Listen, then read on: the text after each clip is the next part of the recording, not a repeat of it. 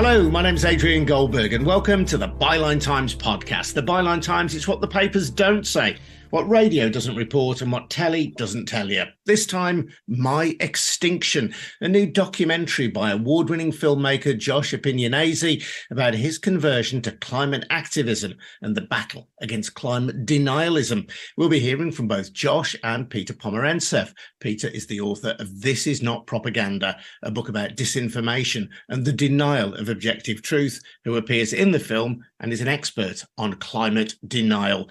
First, though, just a reminder that the Byline Times podcast is funded by subscriptions to the Byline Times. That's our brilliant monthly newspaper, which combines the best of our online offerings with content that you can't read anywhere else. So find out how to subscribe over at bylinetimes.com. That's at bylinetimes.com. And if you have already subscribed, thank you. Welcome then, Josh. Welcome, Peter. Josh, I'm going to start with you and the title of the film, My Extinction, as people will see very rapidly if they watch the film, relates not only to climate change, but also fear of your own extinction as a feature filmmaker. Just talk us through that. Yeah, hi, thanks for having me. Yeah, there's a lot encoded in the sort of joke of the title, I guess. It opens with me very resentful and angry, where a film that I was trying to make for years fell apart. And that really opened up a starting point for this, I suppose, a journey into climate action. Because I think in a society where we all feel failed, no matter how successful we are, we're all sort of congenitally programmed to feel bad about our position in late capitalism. But actually embracing those feelings of redundancy and impotence, that opens up a space, I think, for action. And that's the sort of journey I go on. But I start very resentful, hopefully in a comical way, and pissed off driving my car and annoyed about Extinction Rebellion blocking the roads and all of that. So I'm trying to describe an arc, really. What does somebody like that who makes car commercials and is kind of the white middle-aged guy who at some level is kind of the enemy? What does it look like? If that schmuck can get his act together, so can you, is the message. So the extinction there is, I suppose, not gender it too much, but maybe a sort of white privileged male feeling about how the culture is trying to extinguish him. How do you convert that feeling of impotence into something that actually does something positive? But I think you address that, don't you, head on? And the privilege that you acknowledge is something that you are seeking to use, to leverage in the film. Yeah, there's this terrific line. I go to this train, I'm sort of dipping a toe in it, and mostly just for the drink and hanging out with people who are younger and better looking than me. And I sort of go along to a few rebellions and things and not really taking it as seriously as maybe I should. And then there's this training I go to, a sort of non-violent resistance training, and this very young trainer from XR, she enunciates it perfectly. She says, it's not enough to acknowledge your privilege, that you have to act on it. And then I think, ooh, how am I going to do that, And in reality, I mean, like many documentaries, it's not partly fictional, but I'm guessing there are bits of it that perhaps may have been reconstructed or staged later. But truthfully, how much persuading did you need about the urgency of the climate crisis? You tell a story. You can only really tell one story in film. Trying to tell more than one usually doesn't work. And so, of course, the reality was more complex. And I had all the sort of conflicts about doing the kinds of things we do to survive long before I started making the film. I suppose I wouldn't have made it otherwise. But yes, the truth is a little more complex. There are some kind of reenactments. I come from fiction rather than documentary. So I try to sort of structure films as character-led and sort of telling, write them like a screenwriter would do them. But it's all real. I mean, it's all stuff that happened. If you have an argument with your wife and it was really, really good, but you didn't have a camera on her at the time, then the polite thing to do would be to ask, is it okay to just slightly reenact what you just said? And she likes that because then she gets to really lay into me in a way she ought to have the first time around. So yeah, these modes of intimacy, that those home conversations that people are having at home and then don't know what to do because they're so depressing and so inassimilable and too big, overwhelming, then they just shrug their shoulders and they go on doing what they're doing because they've got to pick up the kids and whatever. I wanted to show that. So that's one register you just don't see in climate documentaries. They're all very kind of tub thumping and preaching to the choir. And the other register is humor, that it's funny and darkly funny. Peter, I described you as an expert in climate denialism, and there's scenes in the film where protesters go to 55 Tufton Street, with which listeners to the Byline Times podcast and readers of the Byline Times will be very familiar. This is the home of a number of right-wing think tanks in the UK, but the history of climate denialism isn't restricted to them and is not restricted to the UK by any stretch, is it? No, and the UK probably doesn't even bear the worst of it. I mean, it's really focused in the US. It has a very long history. It sort of starts actually in a campaign by the tobacco companies to undermine the facts about the consequences of smoking and its connection to cancer. And then you have a similar sort of group of think tanks who go and kind of do the same work for the oil companies. And they take the science and they start to seed doubt about it by multiplying different versions of the roots of cancer and its connection to smoking and of climate change. And they have a very strong, ideological agenda, which is less about science and much more about enabling big business, often with a very ideological intent that any kind of regulation is evil, that all regulation is actually a takeover by the state. They're often true believers. Certainly in America, they were true believers.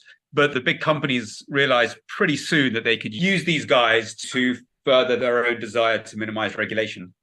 And there is this kind of intersection, isn't there, between those who deny the science of climate change and those who are simply advocates for what they regard as freedom, your freedom to drive a car as long as you like, as far as you like, and that any attempt to challenge that is in some way seen as an outrage, a breach of your fundamental human rights. Yes, your fundamental rights, but also kind of your identity. A lot of this is sort of like lurched into identity politics, where sort of, regulation is somehow un-American. And there was a phrase for climate activists that some of these think tanks in America used, calling the watermelon. So they're green on the outside and red on the inside. And that they were somehow alien to the American project. So it's not just about universal rights. It's also very much about an idea of sort of national identity and American identity that was being impinged on. It's much, much, much, much stronger in America than it is here, where you genuinely have the Republican Party taking up the anti-climate banner. And that's kind of where it matters, because at the end of the day, that's where the sort of gravitational center of the economy is. In terms of 55 Tufton Street, Josh, what was the purpose of the protest there? It's interesting. I mean, the American money, awash with money, that kind of money there hasn't stopped them funding Tufton Street groups. That's Open Democracy and DeSmog have now shown that actually Tufton Street groups like the Global Warming Policy Foundation and the IEA and stuff are indirectly, in sophisticated ways, funded essentially by the same kinds of people who fund Trump's election fraud claims and so on through the Donors Trust, which is a kind of ATM of dark money. I think it's fair to say that. But no, it's all out there. I think just going back to Peter's point about identity, here the right have taken the permissiveness that was sexy and exciting about, let's say, sort of 60s and 70s leftism, and the left are left with being the nannies, and it is not a good message for most people. I want to take your car, I want to take your steak away. It's just taking stuff away. Like, where's the fun? Nigel Farage gets to be the fun guy with a fag and a beer, and who wouldn't want that? It's become entrenched as a sort of problem, I think, for critical left discourses. Where's the fun? How do you bring that back? In a very small way, this film is trying to bring that back by showing a guy, me, who is an egotist and likes to have fun and doesn't like to be told what to do. Because I think a lot of people would chime with that. Otherwise, it just gets a bit worthy. And deep down worthiness is off-putting. And the real reason, I think, for that is because ultimately none of us really think we are worthy. We don't think we're worth anything. So then when we're told that we should be, we think, fuck off, Along the way, we see protests that you take part in. We see some of the what can only be described as heavy-handed policing as well that's visited upon some of the protesters from groups like Extinction Rebellion. So as well as the narrative around climate change, there is one about human rights and freedom, not the kind of freedom to drive your car for as long as you like, wherever you like, but the freedoms of expression of human rights and the ability to protest. Yeah, certainly. I filmed it mostly in 2019 and 2020.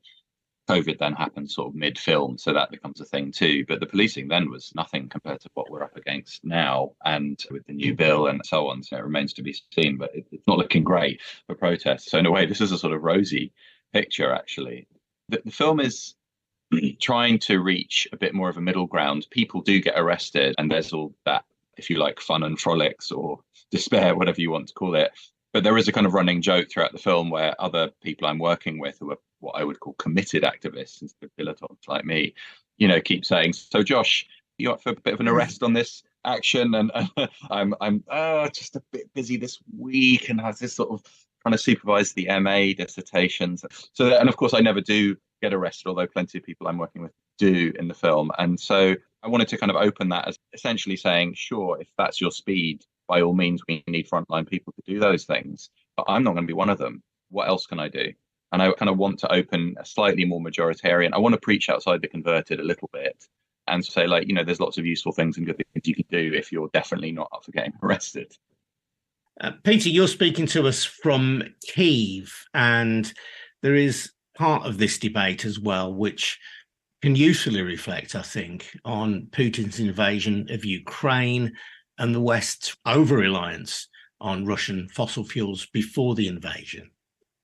Yeah, I mean, this is really where we can combine a couple of my obsessions and maybe things that really affect us in the world. I know we often think about sort of Putin and Russia as a problem far away that maybe we can help Ukraine deal with, but Putin's really the most extreme form of a sort of fossil-fueled model of dictatorship and aggression.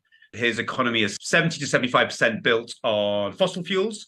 Alexander Etkind, one of the sort of best Russian professors, has written a new book called Russia Against Modernity, where he sees Putin's invasion of Ukraine essentially about continuing keeping Europe and other bits of the world addicted to fossil fuel. So if Exxon and other companies use think tanks and that sort of thing, Putin just invades countries.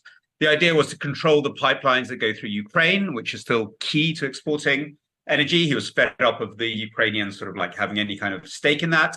And most ambitiously, to essentially push Europe into such a state of turmoil and confusion, and to be so intimidated, they give up on their goals to be carbon-free by 2050. So Etkind, the most sort of famous professor of Russian national psychology and social psychology in many ways, really sees this as the essence of what Putin is doing, this sort of huge imperial war in order to not just maintain an outdated model of imperial dominance, but an outdated model of climate abuse. So when we think about the fight against Putin, I think it's deeply intertwined with efforts against climate change and weaning ourselves off fossil fuels. One of the people who seems to get this is Greta Thunberg. She's one of the best at actually making this connection. I don't think we've really got our heads around this. We look at Putin almost a little bit like we look at climate as something that brave people in Ukraine or those brave people at Extinction Rebellion, the risks are slightly different of the two take. But someone over there will fight for it, but we'll just get on with our lives. But actually, for both of these challenges, climate change and Putin, very much will depend on whether all of us can take a more activist position. And that is both intimidating, as Josh's film shows. It's the agony of somebody learning to take on responsibility, which is a pretty agonizing process, I've always found. And then realizing, oh, actually, you do matter, which is an even more frightening thought, because if you realize you do matter, you've got to do something. Yeah, and the energy security discourse, we see reflected here at home in Tory policy, which was ostensibly green and a climate emergency and no more oil and gas projects. And then suddenly, oh, well, we need energy security, so actually let's build a coal mine, which is total nonsense because by the time they built it, 20 years from now, it'll be irrelevant. And for sure, the oil lobbyists are behind that at the highest level of government. You talk about the Conservatives there, Josh. Of course, Labour has said, like the Conservatives did, no more new oil and gas. That's if and when they get elected, but they won't reverse any permissions that are granted now while the current government's in power. Correct. And I don't understand the thinking behind that. I assume there's some sort of polling or something that they've, or some. It may have something to do with votes in Scotland, where Labour is very keen to obviously roll back the tide of the SNP, and where perhaps they fear that votes that might go to them will otherwise be lost if they're seen to block development of North Sea oil, for example. Or they may just be afraid of being seen as too radical on this issue. I suppose the question is, Peter, can you be too radical when it comes to climate change? Can you be too radical when it comes to climate change? I think we have to sort of think about these terms radical and extremism a little bit differently. Especially extremism is one that always gets me. I mean, look at the classic definition of extremism. It's not about being on the fringes. It's about, well, politics, a kind of an ideology that takes away the humanity of others. So often extremism is actually in the center of societies. I think taking a position that saves the planet from disaster is not a radical position. That's a really, really sensible, grounded position, while the radical position in the sense of pushing us off the edge is the opposite. So I'd be careful with these terms. They carry so much prejudice. You don't want to be radical. Something about climate change is not radical. It's sensible and, dare I say, prudent. Yeah, and to sort of echo that in a small way, the aims of the film are to say, back to your responsibility point, if you're responsible for the global apocalypse, then that is a very daunting and sort of inassimilably traumatic piece of knowledge to actually take on and sort of feel and then act upon. And so most people don't. So in the film, what I'm trying to do is sort of parcel out in this slightly comic way that responsibility, there's no conversion or epiphany where you suddenly become Joan of Arc and have to dig a tunnel under an oil depot. It's just giving up one night of Netflix a week and showing up to some local group where a bunch of people who are pretty much exactly like you are doing some local campaigns and stuff. And, if 10% of the population did that, then we'd have massive social change. And it's really not that hard to do. And it can be quite fun. So I'm trying to sort of detoxify the movement. And so the idea of the film is, if you come and see the film, please bring a friend who's climate worried but never does anything. Maybe it's a dad, or maybe it's a colleague, or maybe it's a pal who, never quite shows up for the thing, even though they keep worrying about it and they're thinking about buying an electric car or some bullshit like that. Bring the persuadable friend. Then you've seen this film where a schmuck like me manages to incrementally become a tiny bit less selfish, but is still himself. You'll just be yourself, but more so. And so that's what change looked like. And we have to get away from this word extremists. People who do really radical things, for sure, are part of it. But actually the rump who are doing the daily work in communities are not like that at all. It's key that we get that message out. It's not an all or nothing thing, even though it's an extinction level problem. Can buying an electric car, if you have a petrol car, be part of the solution?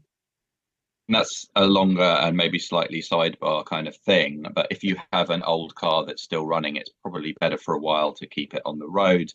And then there's a tipping point where actually that no longer becomes true. And it would probably be good to get maybe a secondhand electric vehicle and so on. But none of it's great. Maybe just drive less, One final thought, Josh. It's a very personal film, and intrinsically it's a personal film, but that extends to your wife, who I know has appeared in your films before. You've made a film about approaching your first experience of fatherhood and as parents, your two kids in the film as well.